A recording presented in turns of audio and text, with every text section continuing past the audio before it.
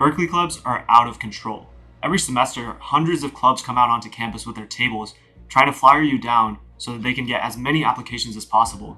And once you apply, you might be met with multiple rounds of interviews, coffee chats, info sessions, and after devoting your entire first 2 weeks of every single semester to these clubs, you might get rejected, you might get accepted, who knows? A lot of these clubs have acceptance rates lower than 5% for a student-run club.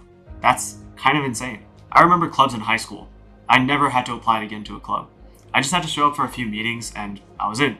I've even talked to people at other very competitive colleges like MIT, UCLA, Harvard. None of them have a club culture that is this intense. If you don't go to Berkeley or you graduated a while ago, this video is probably not going to make a whole lot of sense to you. But if you're in the process of applying right now to clubs like Blockchain, PlexTech, MLab, Venture, etc., you need to listen to this. I'm a senior in Berkeley, and I've been in PlexTech, a software consulting club, for almost 3 years now. I've gone from joining the club as a freshman, competing against so many other applicants for the same few number of spots, to becoming president and seeing the entirety of the club's operations. So I know exactly how this club works from the top down, and I'm here to tell you about the application process from an insider's perspective. PlexTech is up there with some of the most competitive clubs on campus, with multiple interview stages and a low acceptance rate. After having been here so long, I've heard pretty much all of the common complaints from Reddit comments, people who've applied, angry emails. I've kind of seen it all, and I think that there's a lot of misconception around Berkeley Club. I'm going to be going into some of the most common complaints, whether they're fact or cap, and what that means for you as someone who might be interested in clubs or are applying to them right now. Let's get into it. If you're not already cracked, you have no chance of getting into a club. This is mostly cap. Standing out might be difficult in some processes. A lot of clubs do have a specific track just for beginners. For example, PlexTech has a student and a developer track. And for the student track, you don't really have to have that much experience to join. We are looking for a little bit of a coding background since we don't have that much time in one semester to take you from no coding experience at all to becoming a full-fledged web developer, but we're still not looking for people who know everything. We do have a technical interview, but the questions that we ask there are usually pretty basic, and we specifically weed out people that are too qualified from the student track. Our goal is for students to gain a lot from the curriculum, and there's not really much of a point of selecting people who already know everything to put through our course where they won't really have much to gain. Instead, our goal is to take people who have the passion for computer science, but maybe don't have access to the resources, from very little knowledge to becoming a software engineer. Of course, I can't really speak on other consulting clubs' philosophies in this, but I do know that there's a lot of non-consulting clubs that are extremely beginner-friendly. For example, for engineering, there's clubs like IEEE, there's CalSol, there's Open Project. There's so many other clubs that are out there. A lot of these clubs take everyone in with a 100% acceptance rate with 0 interviews at all. Some clubs do have a few interviews, but the acceptance rate is still very high. So why are consulting clubs so much more competitive than these other clubs? Is it because consulting clubs are the only good ones? This is definitely not true. The real reason why consulting clubs are so competitive leads me to a much more fundamental problem. Consulting clubs dedicate so much money and effort to their outreach and marketing that it makes it feel like these are the only clubs that matter. I mean, I remember being a freshman and I didn't know that other clubs existed. I thought everybody was just a consulting club. And this also kind of fuels a superiority complex that I'll get into a little bit more later. It feels like there's a hierarchy of clubs out there, and there's these Reddit posts about club rankings and trying to label other clubs' acceptance rates. And this kind of just fuels the flame a little bit more. But the reality is consulting clubs are just one type of club. The beginner-friendly clubs I mentioned are not any less valuable or any less useful or any less impressive on your resume as, for example, PlexTech. We just offer a different niche for people that are looking for what we offer. So instead of flocking to the clubs that have clout, if we all just applied to the clubs that were the best for us after doing a little bit of research, then the acceptance rates would definitely increase for everybody. It would be way less competitive to get into any given club. And people applying to clubs tend to feel pretty hopeless, especially after they get rejected. But you have to realize that a lot of clubs have super low acceptance rates, like 5%. If you're getting rejected by one club, that really doesn't mean anything. And oftentimes people who get rejected in one semester will get accepted in a later semester. Actually, quite a few PlexTech members have applied multiple times and then gotten in later. Now, of course, if it was up to me, everybody who applied to PlexTech would get in, but we just don't have that many spots available. And it's not possible to grow the club infinitely, so we kind of have to keep it small. If you don't get into PlexTech, it's not because we hated you. It's definitely not because you suck. The process is just so competitive, unfortunately, that we have to make the hard choice. In more recent semesters, PlexTech stopped being so aggressive with our marketing. We stopped kind of chasing after like huge application counts, which is a tough balance to achieve since our goal is to still reach people who don't have the resources. So we want to make sure our club gets a lot of visibility so that people who need the club really know that we exist. But at the same time, we don't want to keep fueling this hyper-competitive environment that exists. This is why when you talk to us at our club events or at our table or things like that, we're not really trying to sell you on the club. We're just trying to give you the information that you need in order to decide whether or not you like us. I mean, I've even told people to their faces that we're probably not the right club for them because they're looking for something different. I hope that in the future, smaller clubs can take a stand and start reaching more broader audiences, and that people applying to clubs will open their mind a little bit more to some of the smaller clubs, some of the less competitive clubs that exist and are really impressive. And I hope that you consider applying to clubs that are less prestigious, since at the end of the day, prestige really means nothing. We're all just students running clubs. So wherever you end up, you're going to have a good time. Clubs mostly select people based on vibes. This is a fact for consulting clubs. It varies depending on the specific consulting club that you're applying to or non-consulting clubs. But consulting clubs' application processes tend to be very long. Not only do you have to submit a written application, you also have to go to all the events like info sessions. You might have to coffee chat some of the members. You might have to go through multiple rounds of interviews. And a lot of these clubs have mixer type events where we kind of evaluate you on how you behave in a social environment. PlexTech actually does do all of this. I do sympathize with the applicant because this is a lot of work, especially for introverts like me. I don't really want to do all this kind of stuff. But the reason we still have to keep this process is that there's, again, just so many applicants and so few spots. If we don't have as many opportunities as possible to get to know you, we can't really make an informed decision on whether to take someone. And eventually we would just have to resort to things that are really arbitrary, like your resume or whatever you put on your written application. I'm sure there might be better ways to improve this process, but for now, this is kind of the best that we have. Throughout this process, it does devolve into some petty behavior, like somebody looked at me weird, somebody like shook my hand weird or something. Again, in PlexTech, we try to ignore this kind of feedback. Of course, it's not perfect. Sometimes the weirdest little things can make all of the difference, which again proves the point that if you don't get into a club, it's not always your fault. It does eventually come down to how much we vibe with you. I know that's very hard to quantify. We have trouble quantifying it a lot. This is why someone who's less qualified on paper or in their written application can get into the club over someone that's better.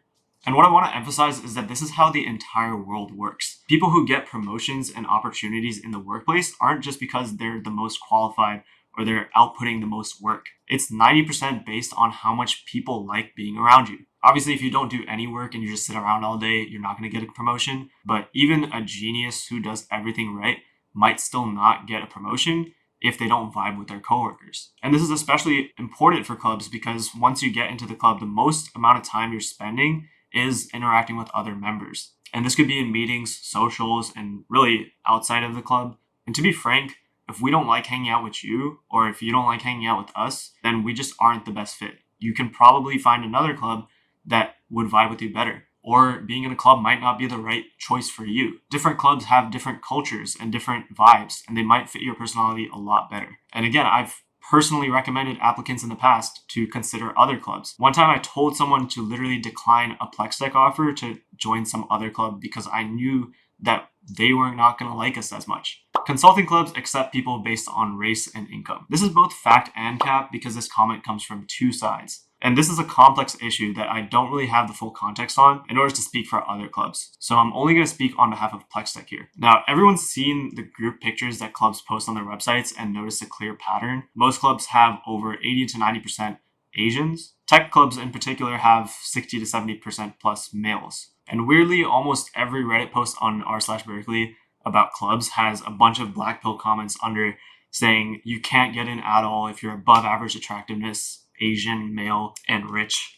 This is most definitely not true. I think people are conflating the large percentage of certain demographics in the club with the idea that you can't get in if you're not part of those demographics. I can assure you that most clubs aren't purposefully being racist or evaluating you based on your income or something like that. The imbalance actually comes from something, again, more fundamental. The population of people applying to these clubs already has a clear skew in the demographics. For example, in the EECS department, 70% are California residents, 60% of California residents in CS, 75% are male in EECS, and 72% are male in CS. There was one figure I saw that said 92% of EECS majors were Asian. I don't know how true that is because I couldn't find any statistics on the Berkeley website. And 14% of the EECS community is underrepresented minorities, which in this case is defined as Black, Latino, Pacific Islander, or Native American. 5% are URM and CS. Now, the PlexTech applicant demographics look like this. It's 71% male and 86% Asian. And for contrast, the overall Berkeley undergrad demographics are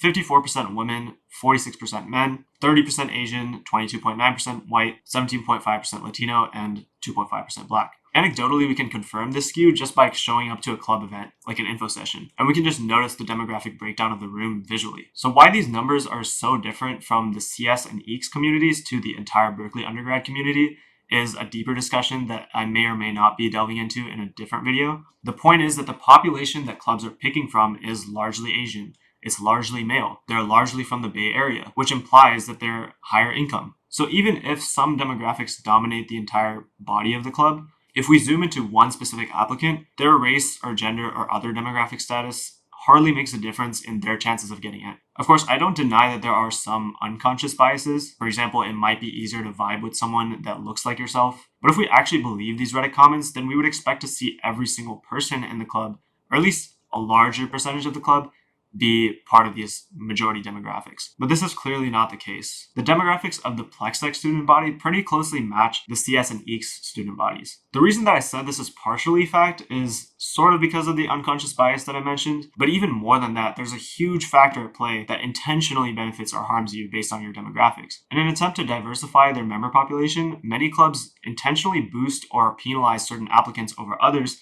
based on their demographics. For tech clubs, this largely means penalizing male, Asian, straight applicants over others. Sometimes clubs do this not just to diversify their member population, but also to offset some of the societal differences that we see between demographics. I want to be clear that PlexTech does not at all use your demographic info to help or hurt your application. We're simply using it for analytic purposes. This has been a heavily debated practice within PlexTech. We've grappled with the question of whether or not to implement this and how to implement it for many years. My personal stance and the stance that PlexTech has taken in more recent semesters is to not intentionally factor in demographics when evaluating applicants. There are so many reasons why we arrived at this decision, and we gave it a lot of thought before actually doing this. So I'll try to do my best to explain them. I mean, these practices are even debated at the national level when it comes to affirmative action. So it's a very complex issue that doesn't necessarily have a right answer right now. But I will say that since we switched to demographic blind admission, we actually found that we were admitting people from a wider range of backgrounds than we did when we were adjusting it artificially. So here's a couple reasons why we noticed that it was especially difficult or unethical to artificially diversify our member population.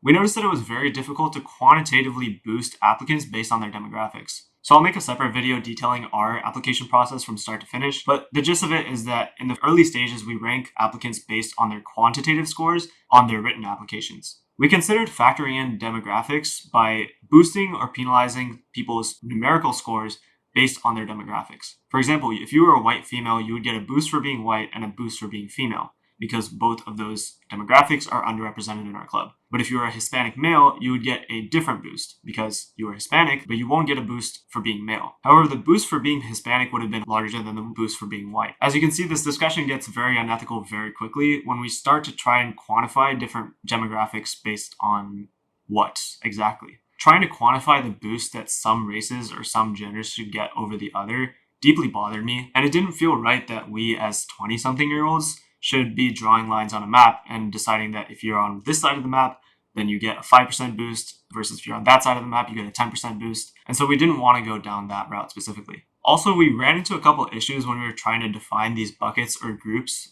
based on demographics. For example, if someone checks off the Asian box for their race, then that could mean that they're East Asian, they could be South Asian, they could be Middle Eastern. There's simply too much variability to account for within each demographic group. We also didn't differentiate between international students who grew up in their country versus people like me who grew up in the Bay Area. Like, I'm Indian, but my experience as a Bay Area native is largely different than my friends who grew up in India. Trying to pigeonhole people into these distinct buckets was a huge oversimplification of the complexities of people's unique backgrounds. Now, of course, we all agreed that someone who grew up in a low-income background, who grew up maybe having to work multiple jobs to support their family, would have had it way harder than someone who didn't have to do all of that. And it would be very difficult for the low-income person to build up their resume or build up a very impressive application. My point is that we can't simplify the situation just to say that if you were this race or this gender, you had it I don't know, 3.5% harder than this other applicant. And what made things even worse was that this wasn't really working at all. We noticed that the numerical boost we added to each applicant based on their demographic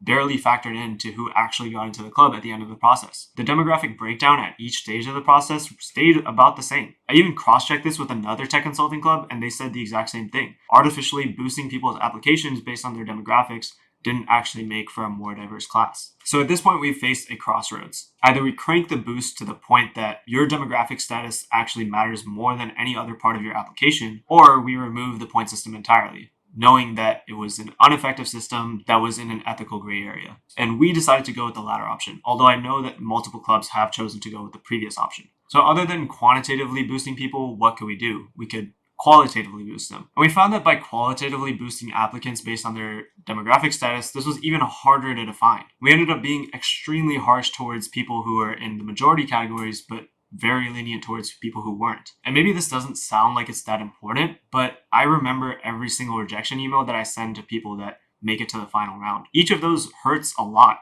And it hurts especially more when I know that that person would have been a great fit. And it hurts even more than that when I know that the applicant got rejected for something that they couldn't even control. And this brings us to why we're seeing a broader range of demographics when we stop deliberately boosting people. To be honest, I don't fully understand it. Again, it's a very complex issue, but I think it's because we started looking at individuals as actual individuals rather than the boxes that they checked off. And by ignoring the labels that we use to describe people's backgrounds or their skin color or how they look, we actually got to listen to their stories and find out what actually made them unique. I remember speaking to an applicant a couple semesters ago who was from a low-income family. If I had just seen that description on their application, I don't think I would have really given it that much weight or thought. But by listening to them and paying attention as they talked, I noticed their humility. I noticed their positive outlook on their life. I noticed their selflessness. And only after we admitted that applicant did I realize that they were from a low-income background. So I hope that gives you some perspective on the situation. The takeaway for you is that you really shouldn't be swayed by these Reddit black pill comments. If you don't look like people in the club, chances are that you'll actually stand out more. And clubs aren't looking for rich Asian kids. They're just choosing from a population who happens to have a lot of them. And if anything, being Asian might actually hurt your chances depending on the club you're applying to. And to reiterate,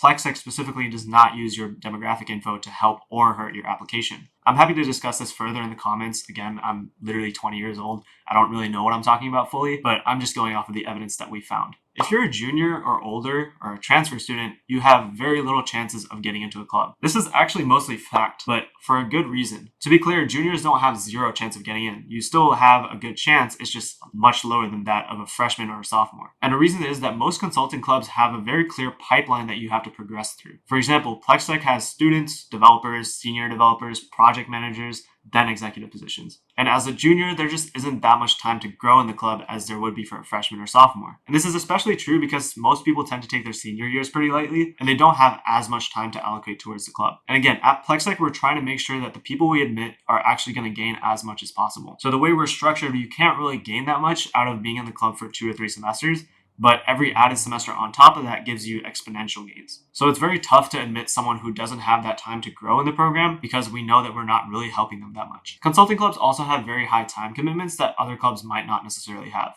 So unless there's a really good reason, we tend to not accept people that are juniors or above. And this still happens pretty frequently. Every semester we do select a few juniors. It's just a lot less juniors than sophomores and freshmen, especially because we understand that transfer students don't have a choice. They have to come in as juniors, so they never had the opportunity to join earlier as a freshman or a sophomore. So what does this mean for you? If you really want to get into a consulting club and you're a junior or above, you should still try to apply. Your chances are not nothing, especially if you're a really good applicant. You have good chances of getting in, no matter what year you are. However, you would probably stand to gain a lot more from other clubs that don't have that type of growth platform. As an example, I joined Space Technologies at Cal about 2 years ago. And as soon as I joined the club, I got to work on some really cool projects. It wasn't a consulting club, so we didn't do these projects for another company. We actually just did them for ourselves. We got to pick and choose what we wanted to do for the project. And I thought I had a really good experience because I got to build a satellite. This club also had opportunities to grow into more advanced roles, but they didn't really place as much of an emphasis on it as a consulting club would have.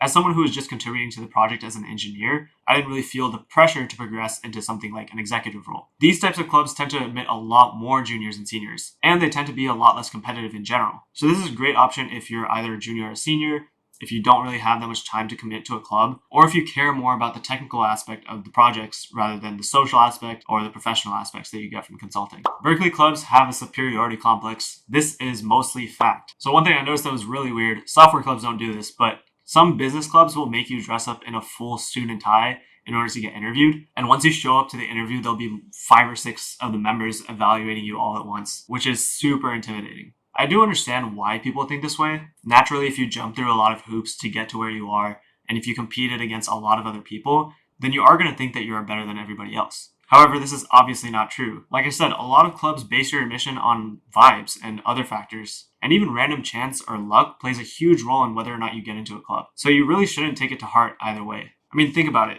Being in a club makes it super easy to get resources and build a strong network. And if you're strong only because of your club, then there's probably someone else who wasn't in a club that's just as strong as you, except they did it without all of the guidance that you had. Like, we're students here, just like everybody else. I've had a lot of people try to suck up to me when I was president and impress me in order to get into the club. It's super obvious when you do that, and it's a complete turnoff. From what I've seen, PlexTech understands that pretty well, and this is why a lot of applicants think our vibe is very chill or unforced. Again, we don't really try to sell ourselves to you. We just display what we have to offer, and we try to help you decide whether you want to be part of our community or not. Of course, we still do struggle with this sometimes. I mean, PlexTech is a really competitive club, but I do remember the days when we weren't so competitive. I know, I've been around for a very long time, and we still try to keep that chill startup vibe here. I'm sure there are some clubs that are similar or even better at this, but there definitely are clubs that think that they're the shit. Consulting clubs accept people based on attractiveness. I'm not totally sure about this one, but it's probably slightly fact. I don't really know how much evidence there is of this because I don't think there's anyone that took pictures of people in clubs and compared them to people outside of clubs. So I don't really have any idea if people who get into clubs are generally more attractive than people who aren't. Of course, most clubs, including PlexTech, aren't really talking about how you look when they're evaluating you, but pretty privilege is a real thing. Not just in clubs, but literally everywhere. In the workplace, at bars, everywhere. I mean, think about it. If a person looks like they're very dirty or they smell bad, then you're much more likely to turn them down when they ask you for something. It's just human nature that compels us to give more opportunities to people that are perceived as more attractive. And this maybe isn't fair, but we can't really control human nature, so I don't think this effect is going away for a while. Now, what this means for you is that you might want to consider wearing nicer clothes when you're going through the club application process, standing taller, appearing more confident, smiling more, maybe wearing a perfume or cologne. And this advice applies to other situations like job interviews as well. When I'm applying for a job, I take out my earrings and I put on glasses and things like that because I know that how I look is actually going to influence the interviewer's opinion. If you want something from someone, then you probably want to give them the best impression of yourself as possible. Now, obviously, you don't have to look like a model or like totally change the way you look. And again, I understand that this phenomenon is pretty unfair, but try to control what you can. And finally, getting into a club is extremely important, and if you don't get into a club, you should feel bad about yourself. This is completely cap. Clubs are just collections of students like you. There's nothing that you can get in a club that you can't get outside of a club. I get that the trips to Hawaii and stuff is like really tempting, but especially on the professional front, there's so many things you can do outside of clubs that are just as good or even better at improving your career. Alright, I hope that this gives you a little bit more perspective on how clubs work at Berkeley. I think people often demonize and spew hate at clubs for their competitiveness, or they put them on a pedestal and feel bad that they didn't get in, but I'm here to tell you that it's not that deep. Join a club if you want. If you don't get in, it's whatever. There's so many opportunities here at Berkeley that you can explore. But if you're applying right now or you're considering joining a club in the future, here are my 3 biggest tips for you. Apply to as many clubs as you can, but pick one that you really want to join the most and go all in. This means doing coffee chats with the members, going to all the info sessions, researching the club, do everything you can to try and get into this club. Because if you show that you really want to join the club, then that can improve your application a lot. Don't try to suck up to club members. I already mentioned this, but again, it's really easy to spot. And it's also not worth your dignity. Like, you're trying to impress other 19, 20, 21-year-olds. Clubs are not that good. You don't have to do that. And it doesn't really work. We know when you're trying to be fake and impress us versus when you're being yourself and you actually genuinely want to be in the club. In other words, we know when someone really wants to get in the club versus when someone wants to be in the club. And don't feel bad if you don't get in, because you can get the same or even better experience doing other things. For example, personal projects. You can team up with your friends and do things on your own. You can contact people in the industry to try and help you. And there are a ton of clubs that don't require application processes or are a lot less competitive that might be better for you. That's all I have for now, but if you want to know exactly how the application process goes for PlexTech from start to finish, I'll be coming out with a part 2 sometime later this week, where I'll be detailing exactly what we're looking for and how we evaluate applicants. This is my first YouTube video ever. Hope you liked it. I'm planning on making a lot more videos about Berkeley, software engineering, and really anything else. I'm hoping that I can provide an honest and unbiased perspective on things that I've had to deal with in my 20 years of being alive. If you want to see more of this kind of content, I'd appreciate a like and subscribe. I don't really know. I've never done this before. But thank you for watching, and I'll see you guys next time.